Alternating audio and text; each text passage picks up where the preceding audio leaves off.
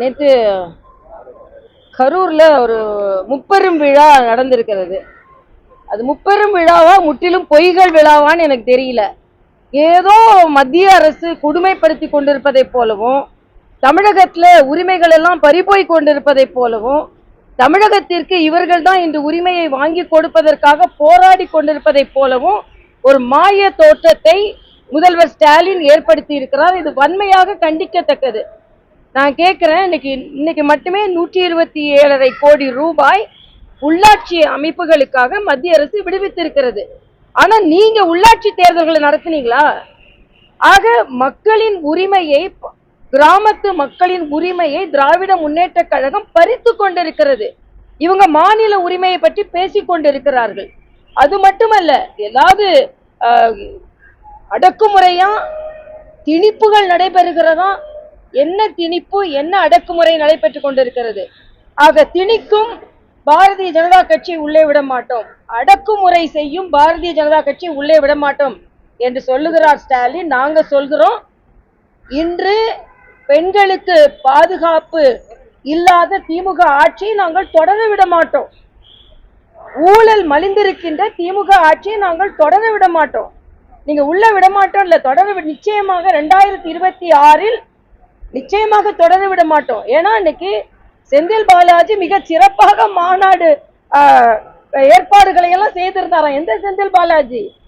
சிறைக்குள்ள இருக்க வேண்டிய செந்தில் பாலாஜியே அப்படியே பெருமை மிக.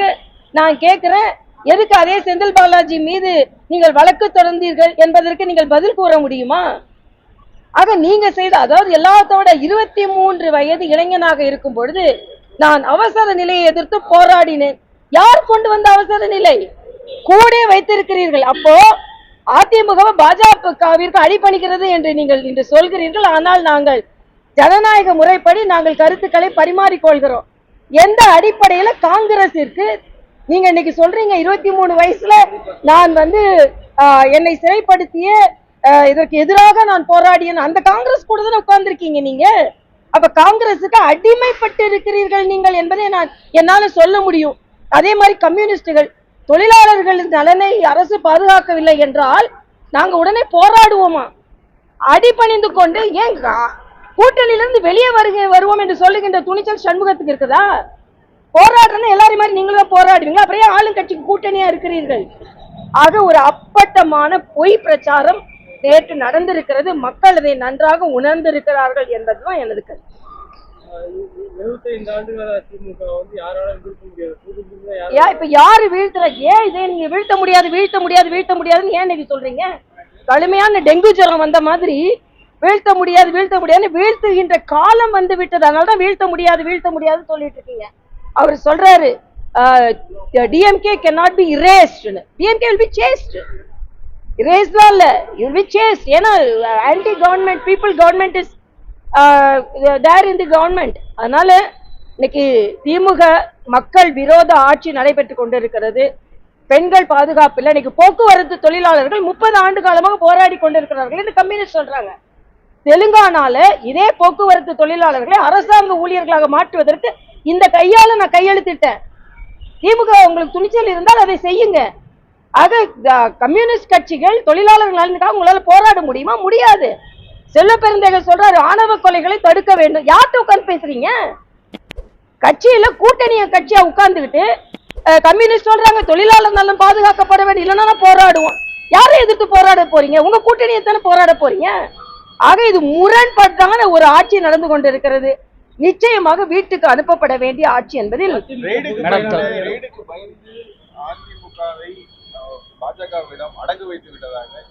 அதாவது கச்சத்தீவை எதுக்கு கொடுத்தாங்கன்னு ஒரு சரித்திரத்தை கேட்க சொல்லுங்க. சர்க்காரியா கமிஷன்ல அவங்க ஊழல் குற்றச்சாட்டு வந்த உடனேயே இந்திரா காந்தி இவங்க மேல, அதாவது இவங்க பொய் குற்றச்சாட்டு சொல்கிறார்கள். அதிமுகவும் பாஜகவும் சுமூகமான உணர்வுல இருக்கு. ஆனா நீங்க கச்சத்தீவை தாரவாதித்தீங்க சுயநலத்திற்காக.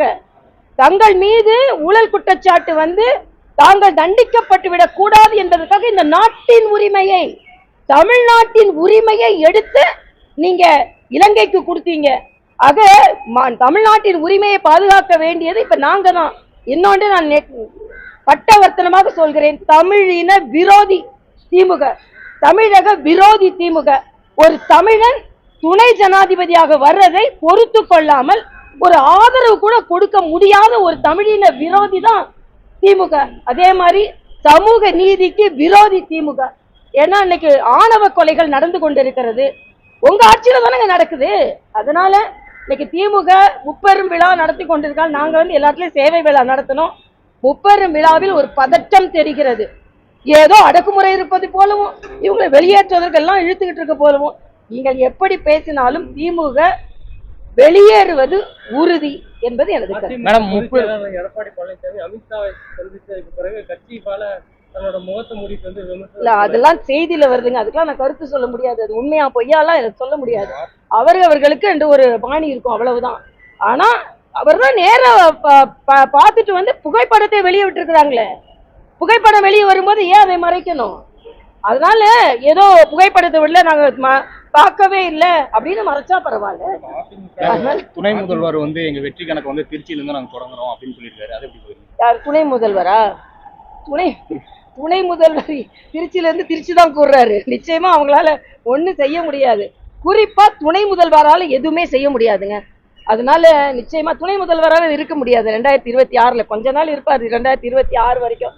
அவ்வளவுதான் நம்மளால சொல்ல முடியும். அதிமுக இருக்காங்க அனைவரும் ஒன்றிணைய வேண்டும் புகழேந்தி சொல்லிட்டு இருந்தது. புகழேந்தி வந்து விஜய்க்கு வந்து சப்போர்ட் செஞ்சுட்டு ஒரு சில விஷயங்கள்லாம் சொல்லிட்டு இருக்காரு. 2020 இல்ல, அவங்களுக்கு கருத்து, அதாவது அவங்களுக்கு கருத்து சொல்ல உரிமை இருக்கு.